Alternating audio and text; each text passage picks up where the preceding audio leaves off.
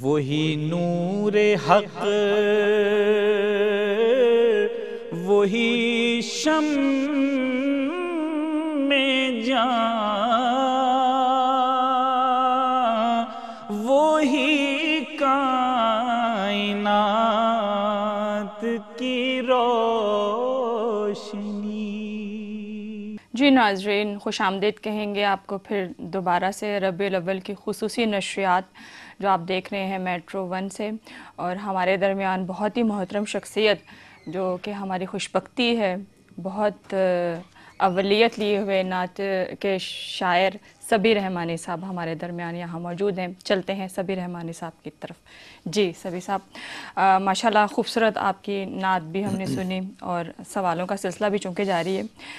آپ نے ماشاءاللہ بہت کم عمری میں صاحب اسلوب شاعر اپنے آپ کو منوا لیا، اور 17-18 سال کی عمر میں میں سمجھتی ہوں یہ کام کرنا یا اس تک پہنچنا بہت بڑی بات ہوتی ہے، کیا کہیے گا؟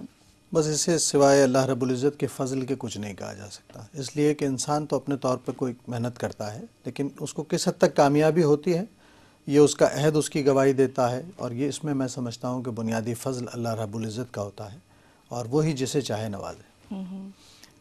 ٹھیک ہے، اسی اسلام سے میں یہ بھی پوچھنا چاہوں گی کہ مزید وہ جو مشاہیر ہیں جو آپ کے مطلب مجلہ جو آپ نکال رہے ہیں نعت رنگ، اس حوالے سے کن کن شخصیات نے آپ کے متعلق اظہار خیال کیا؟ دیکھیے، پہلے تو یہ کہ نعت رنگ جو ہے اس میں میرے بارے میں تحریریں بہت کم چھپی ہیں۔ اس کی بنیادی وجہ ہے کہ اس کو خود میں ایڈٹ کرتا ہوں، اور اس کا مقصد یہ تھا کہ نعت پر تنقید کو فروغ دیا جائے۔ جہاں تک مجھ پر لکھی گئی تحریروں کا سوال ہے تو ڈاکٹر حسرت کازگنجوی نے ایک پوری کتاب مجھ پر لکھے گئے مضامین کی مرتب کی ہے، جس کا عنوان ہے جادہ رحمت کا مسافر، اور اس میں الحمدللہ ڈاکٹر ابواللیث صدیقی مرحوم سے لے کر عصر حاضر کے میرے معاصر جو دوست ہیں ان تک سب نے میری حوصلہ افزائی کی ہے، اور وہ حوصلہ افزائی میں سمجھتا ہوں کہ کئی اعتبار سے ہے۔ ایک تو اس لیے کہ حضور علیہ السلام کے ذکر سے ایک شخص وابستہ ہوا ہے، اس نے اپنی زندگی کا دامن اس ذکر سے باندھ دیا ہے، سبحان اللہ۔ تو ظاہر ہے کہ اس کو اپریسیشن ملنی چاہیے۔ کچھ یقیناً ان لوگوں نے میرے فن میں کوئی بات دیکھی ہوگی جس کا اظہار میں تو نہیں کر سکتا، لیکن یہ کہ کچھ نہ کچھ تھا جو اتنے لوگوں نے، پورے عہد کے اہم لوگوں نے، حفیظ طائب صاحب نے، محشر بدایونی نے، تابش دہلوی صاحب نے، پروفیسر سحر انصاری نے، تو یہ سب ہمارے سامنے ایک معیار تھے۔ اتنی قداور شخصیات کا اظہار خیال میں سمجھتی ہوں بڑے آپ کے لیے اعزاز کی بات ہے، اور کہتے ہیں کہ جب کوئی ایک بندہ کام کر رہا ہے اس میں تو اس کی پذیرائی کی جائے، تو میں سمجھتی ہوں اس کے حوصلے بلند ہوتے ہیں۔ میں اسے اللہ رب العزت کا فضل سمجھتا ہوں کہ مسقط میں ایک مشاعرے میں جب مظفر وارثی صاحب سے یہ پوچھا گیا کہ اب آپ کے بعد پاکستان سے کون ایسا شخص ہے جس کو ہم بلا سکتے ہیں جو ترنم سے بھی نعت پڑھ سکے، تو انہوں نے میرا ہی نام دیا تھا، اور آ کر مجھے بتایا بھی کہ بھائی میں تمہارا نام دے کر آیا ہوں کہ میرے بعد اگر کوئی پڑھ سکتا ہے وہاں محفل میں، سبحان اللہ، تو میں اسے اللہ کا فضل سمجھتا ہوں۔ بالکل۔ سبھی سب کیا عطا کیجیے گا آپ؟ بس فضا ایسی ہو گئی ہے اور مدینہ پاک کا ذکر آیا تو میں چاہتا ہوں ایک ایسی نعت جو مدینہ پاک کی فضا میں لے جائے۔ ربیع الاول کی ان ساتوں عطا کیجیے۔ کچھ شعر آپ کے سامنے پیش کرتا ہوں۔ اللہ نے پہنچایا، اللہ نے پہنچایا، سرکار کے قدموں میں، اللہ نے پہنچایا، سرکار کے قدموں میں، اللہ نے پہنچایا،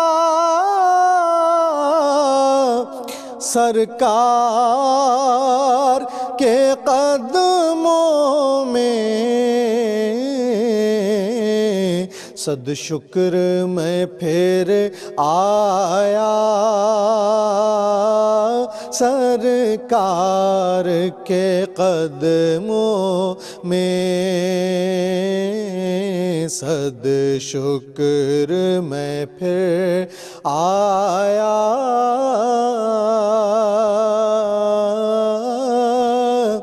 سرکار کے قدموں میں۔ کچھ دیر سلامی کو ٹھہرایا مواجے پر، کچھ دیر سلامی کو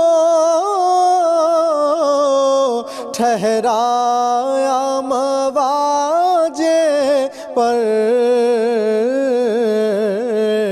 پھر مجھ کو ادب لایا سرکار کے قدموں میں، پھر مجھ کو ادب لایا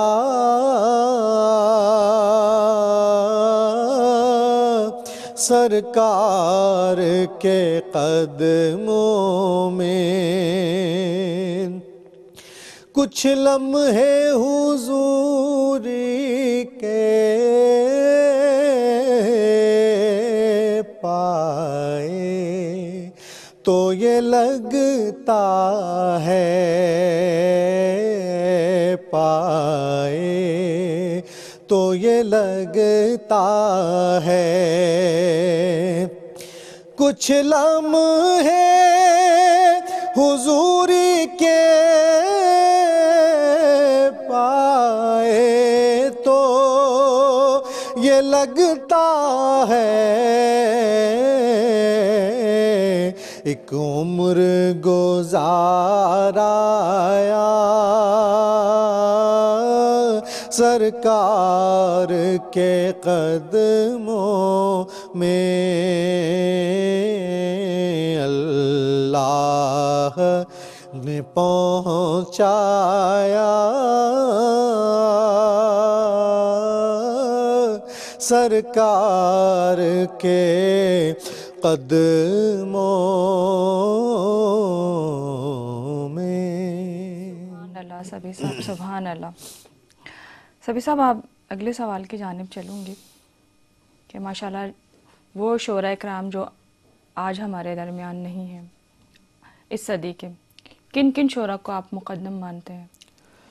دیکھیے، نعت کے دائرے میں تو جو شاعر بھی آ گیا اس نے اپنے لیے عاقبت کا سامان کیا، اور فن کی دنیا میں بھی نقوش کچھ نہ کچھ چھوڑے، لیکن نعت گوئی کی روایت پر پاکستان کے جن شعراء نے بہت گہرے نقوش چھوڑے ہیں اس میں حافظ مظہر الدین صاحب، پروفیسر حفیظ طائب صاحب، حافظ لدھیانوی، حنیف اسدی، محشر بدایونی، تابش دہلوی، اور اگر معاصر شعراء میں آ جائیں تو شہزاد مجددی، عزیز احسن، ان لوگوں نے بہت بڑے اہم بڑے کام نام اہم کیا۔ کشفی صاحب، ڈاکٹر ابوالخیر کشفی، ڈاکٹر اسلم فاروقی کی نعتیہ شاعری اگر آپ دیکھیں جو عام طور پہ متعارف نہیں، پروفیسر سحر انصاری کی نعتیں جدید آہنگ کے ساتھ جدید بلا شبہ۔ نظموں میں، تو بہت سارے لوگ ہیں جنہوں نے اپنا کنٹریبیوشن دیا، لیکن زندہ رہنے والے نقوش جو ہیں وہ ان چند بڑے ناموں کے ہیں جن سے ایک عہد کی پہچان ہوتی ہے۔ واہ، الحمدللہ ہم ان کے عہد میں ہیں اور ان سے ہم نے بہت کچھ سیکھا ہے اور سمجھا ہے۔ الحمدللہ نعت گوئی کو میں سمجھتا ہوں کہ بڑا فروغ ہوا ان کے اس طرف آنے سے۔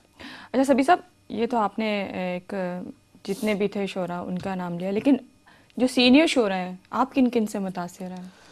میں اگر سمجھوں کہ پاکستان میں ایک متوازن نعت جس کو ہم متعارف کرا سکتے ہیں، جس کو ہم نصاب کا حصہ بنانے کے لیے تجویز کر سکتے ہیں، وہ پروفیسر حفیظ طائب کے ہیں۔ اس کی وجہ یہ ہے کہ انہوں نے فنی اعتبار سے بھی نعت کی رفت کے لیے بڑا کام کیا، اور مضامین اور اسالیب کے اعتبار سے بھی اس کو اتنا نرم اور آسان کیا ہے کہ وہ عام آدمی کی سمجھ کے لیے بھی ضروری ہے اور ادبی حلقے کو بھی قابل قبول ہے۔ تو میں سمجھتا ہوں کہ ایک معیار میرے پاس پروفیسر حفیظ طائب کی نعت ہے، اور آسی کرنالی کی نعت ہے، اور حنیف اسدی کی نعت ہے۔ یہ جو مضبوط نعت نگار تھے انہوں نے اپنے اسلوب سے بڑے گہرے نقوش چھوڑے۔ میں سمجھتا ہوں کہ یہ کامیاب نعت گو ہے۔ بالکل، اور آپ نے ماشاءاللہ اتنے لوگوں کو جگایا ہے نعت میں، اور میں سمجھتی ہوں کہ بہت بڑا کام ہے یہ نعت گوئی۔ بس میں نے تو کوشش کی، اللہ رب العزت نے اپنے فضل سے اس کو کامیاب کیا۔ اچھا، ماشاءاللہ آپ نعت رنگ کے مدیر بھی ہیں، جی، تو نعت رنگ کے حوالے سے کچھ بتائیے گا۔ نعت رنگ بنیادی طور پر میرے ذہن میں 1994 میں ایک سیرت کانفرنس تھی اسلام آباد میں، وہاں ہم بہت سارے نعت گو شعراء ایک ساتھ جمع تھے، جس میں حفیظ طائب مرحوم تھے، آسی کرنالی صاحب تھے، مظفر وارسی صاحب تھے، اور اس کے علاوہ اور کافی نمائندہ لوگ تھے. تو اس وقت اس فورم پر ایک صبح ناشتے کی ٹیبل پر میں نے یہ ذکر کیا کہ بھئی نعت کے فروغ کے لیے کوئی ادبی سطح پر کام نہیں ہو رہا، اور یہ اس وقت تک نہیں ہو سکتا جب تک نعت کو تنقید کی کسوٹی پر نہ پرکھا جائے. بلا شبہ. تو بہت سارے دوستوں نے اس پر بڑے خوف کا اظہار کیا اور کہا کہ بھئی لوگ اس سے دور ہو جائیں گے اور مسلکی اختلافات جنم لے لیں گے اور جنگ و جدال کا ایک سامنا ہو جائے گا. تو میں وہ بات سن کر خاموش ہو گیا، لیکن کراچی آتے ہی میں نے اپنے دوست عزیز احسن سے، جو میرے رفیق کار بھی ہیں نعت رنگ میں، ان سے مشورہ کیا اور پہلا شمارہ نعت پر تنقید نمبر ہی دیا الحمدللہ. اچھا. اور اس سے یقیناً بہت ہلچل مچی، لیکن کچھ شماروں کے بعد لوگوں کو یہ احساس ہو گیا کہ نہیں، ان کا مقصد نعت کی اصلاح ہے، نعت کا شرعی اور شعری دونوں محاسن کو نمایاں کرنا ہے. تو لوگ پھر ساتھ آتے گئے، اور اس وقت نعت رنگ میں الحمدللہ پوری اردو دنیا سے، نہ صرف ہندوستان سے بلکہ ہمارے یورپی ممالک سے، یو ایس اے سے، برطانیہ سے، کینیڈا سے، ہر جگہ سے لوگ، بہت اہم نعت کے لوگ، بہت اہم ادب کے لوگ، یعنی شمس الرحمن فاروقی صاحب کا اگر مجھے خط آتا ہے اور وہ یہ کہتے ہیں کہ بھائی مجھے ایک شمارہ مت بھیجا کرو، کئی شمارے بھیجا کرو، اس لیے کہ لوگ آتے ہیں اور بڑی مجھ سے بات لے ہے جاتے سبھی صاحب، ہیں. بہت تو بڑی ظاہر ہے کہ ادب کے بڑے نام جب اس طرف متوجہ ہوئے، کشفی صاحب نے اس میں بہت محنت کی میرے ساتھ الحمدللہ، اللہ ان کے درجات کو بلند فرمائے، کیونکہ وہ پہلے نقاد تھے جن کو ادبی دنیا پہلے بحیثیت نقاد تسلیم کر چکی تھی، اور بعد میں انہوں نے نعت پر لکھنا شروع کیا. تواتر سے لکھا تو پہلے بھی، لیکن نعت رنگ کے لیے جب مستقل لکھنا شروع کیا تو پھر بہت سارے لوگ متوجہ ہوئے.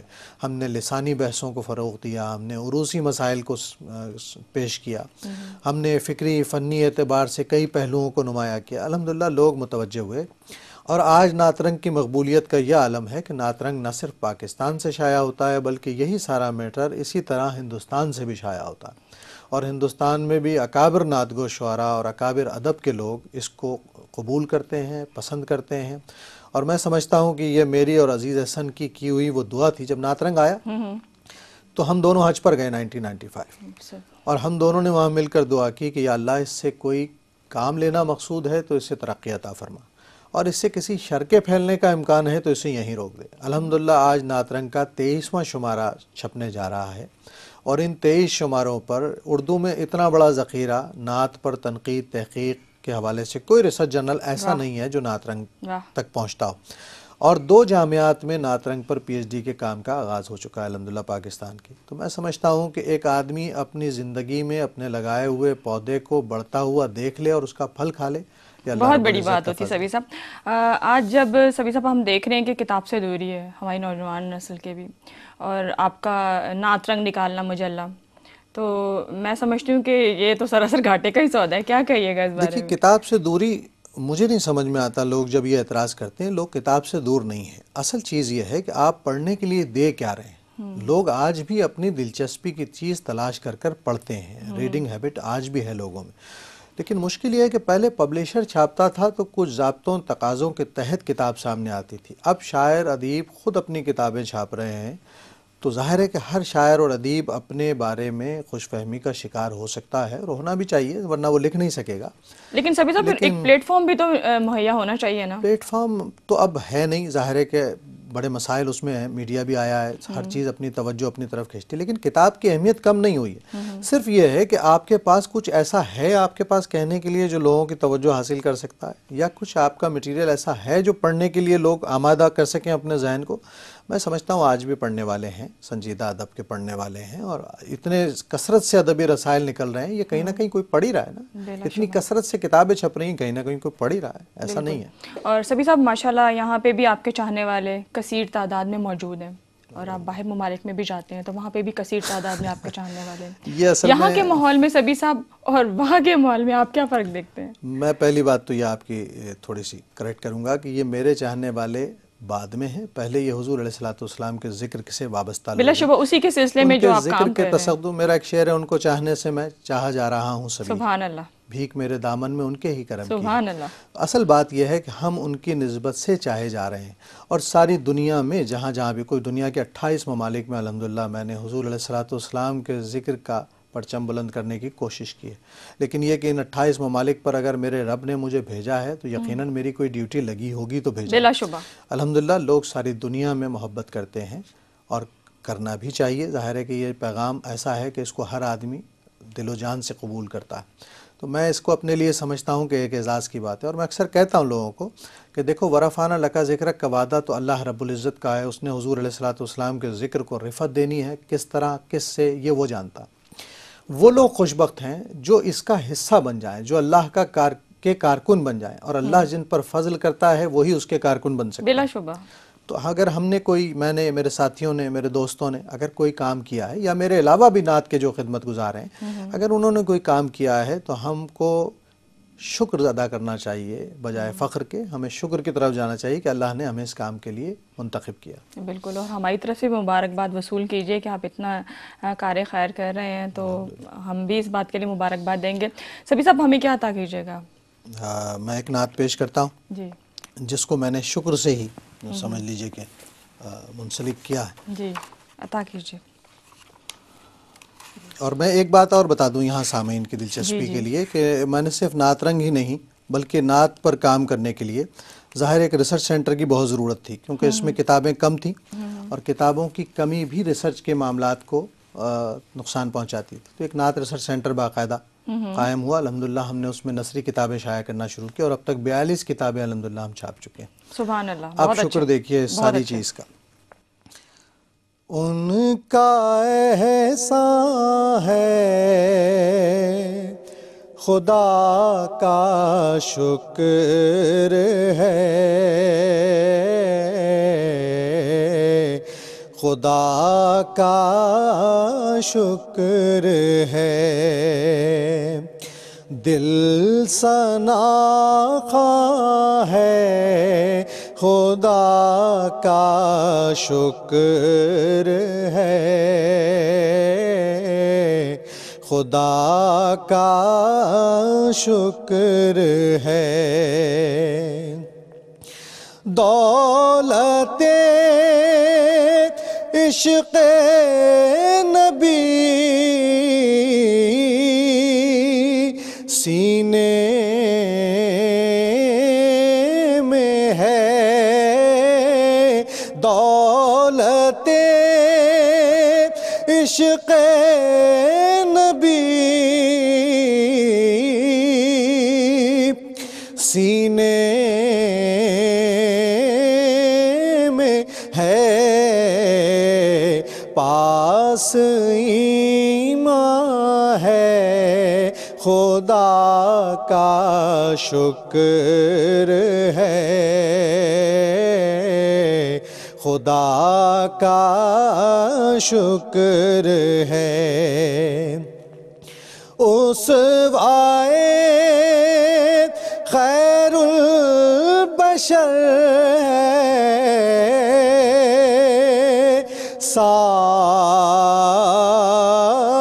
سامنے،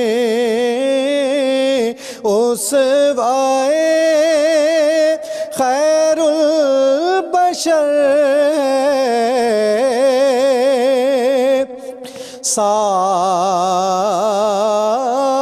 سامنے.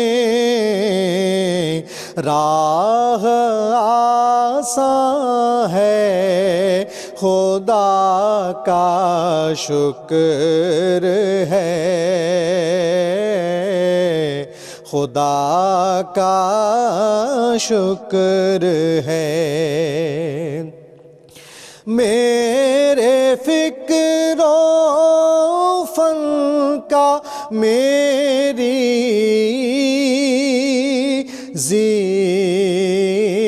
زیست کا نعت عنوان ہے خدا کا شکر ہے، خدا کا شکر ہے. سبھی صاحب سبحان اللہ. نعت کے حوالے سے ہی بات کروں گی کہ ہمارے جو نوجوان نسل ہے نعت گوئی کے حوالے سے، تو ان کو کیا میسیج دینا چاہیں گے کہ نعت میں کن کن باتوں کا خیال رکھنا ہے، اور ان کو کوئی میسیج دینا چاہیں اس حوالے سے بھی بات کیجیے گا، اور نعت رنگ کے حوالے سے بھی مزید اور بات کیجیے گا. دیکھیے، سب سے پہلے تو میں چاہتا ہوں کہ نعت رنگ کا جو معاملہ آپ نے اٹھایا نا، نعت رنگ ایک ایسی تحریک بن گیا الحمدللہ، اور اس میں جتنے لوگ آتے گئے شامل ہوتے گئے، جتنی بڑی ادبی آوازیں آ کر شامل ہو گئیں، کہ جس طرح ایک زمانے میں اسلامی ادب کی ایک تحریک چلی تھی تو اس میں نعت ایک پورشن تھا لیکن بہت نمایاں نہیں تھا۔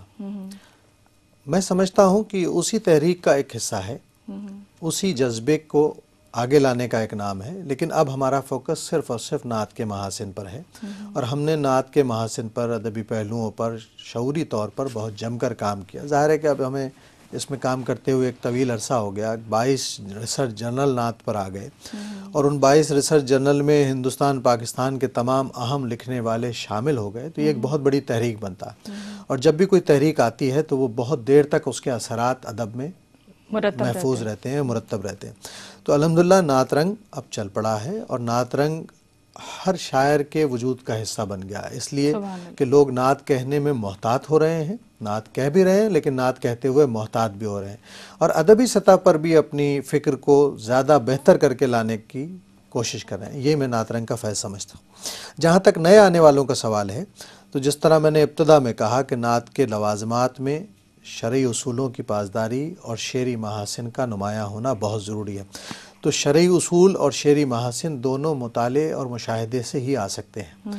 ہمارے ہاں جب تک پڑھنے کا ذوق بیدار نہیں ہوگا، اچھا نہیں کہہ سکیں گے لوگ۔ بلا شبہ شاعری تو آپ کے وجدان کا حصہ ہے، آپ کے اندر کا نغمہ ہے، ظہور پذیر ہوتا ہے، لیکن اسے آپ اپنے مطالعے مشاہدے سے، توجہ سے بنا سکتے ہیں، مزید بہتر کر سکتے ہیں۔ تو اپنے معاصر میں، اپنے ہم عصروں میں، اپنے قدماء میں اچھے لوگوں کو پڑھیں، سمجھیں کیا انہوں نے کیا کہا ہے، کس طرح لفظ کو بڑھتا ہے، اس کا محل کیا ہے، اس کی پوری ایک سائیکی کیا ہے، تو میرا خیال ہے زیادہ بہتر انداز سے سامنے آئیں گے۔ ویسے نوجوان نسل بہت اچھی نعت کہہ رہی ہے ماشاءاللہ۔ ماشاءاللہ ماشاءاللہ، لیکن آپ یہ دیکھ رہے ہیں کہ وہاں کا مطالعے کی بہت زیادہ کمی ہے، یہ تو جی دیکھا میں نے ہی کہا جا نا، رہا ہے۔ محنت تو اصل میں اب ظاہر کم ہوتی جا رہی ہے۔ ہم اپنے اکابرین کو دیکھتے ہیں تو ایک آدمی کئی موضوعات پر حاوی ہوتا تھا، اب اختصاص ہے، کوئی اقبالیات کا ہے، کوئی غالبیات کا ہے، کوئی نعت کا ہے، کوئی مرثیے کا ہے۔ اب لوگوں نے اپنی اپنی جہتوں کو منتخب کیا ہے، اور اس میں زیادہ بہتر کرنے کے جس کیونکہ لکھی تو جا رہی ہے لیکن مطالعہ بہت کم ہے،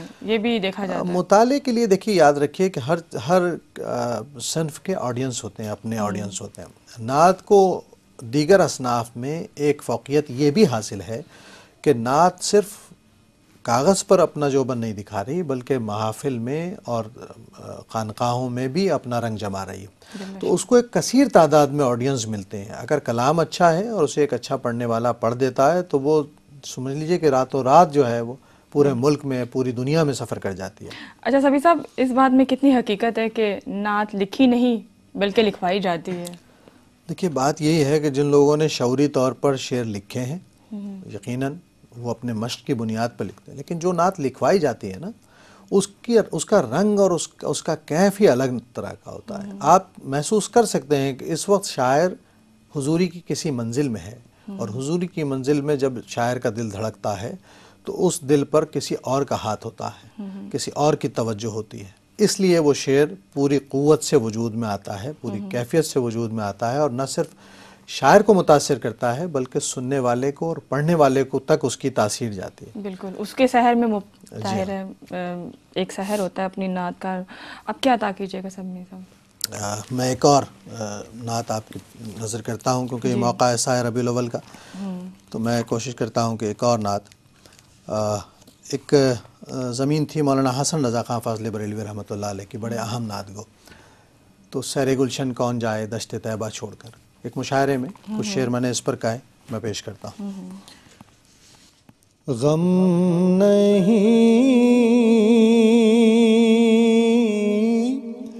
جاتی ہے جائے ساری دنیا چھوڑ کر، غم نہیں جاتی ہے جائے ساری دنیا چھوڑ کر، پر نہ جائے یاد آقا مجھ مجھ کو تنہا چھوڑ کر پر نہ جائے، یاد آقا مجھ کو تنہا چھوڑ کر، ہر قدم پر رہبری کی اسوائے سرکار نے، ہر قدم پر رہبری کی اسوائے سرکار نے، کب گیا ہے یہ اجالا ساتھ میرا چھوڑ کر، کب گیا ہے یہ اجالا ساتھ میرا چھوڑ کر، ان کے آنے سے وہ صحرا گلشن شاداب ہے، ان کے آنے سے وہ صحرا گلشن شاداب ہے، سارے دریا بہہ رہے تھے، جس کو تشنا چھوڑ کر، سارے دریا بہہ رہے تھے، جس کو تشنا چھوڑ کر۔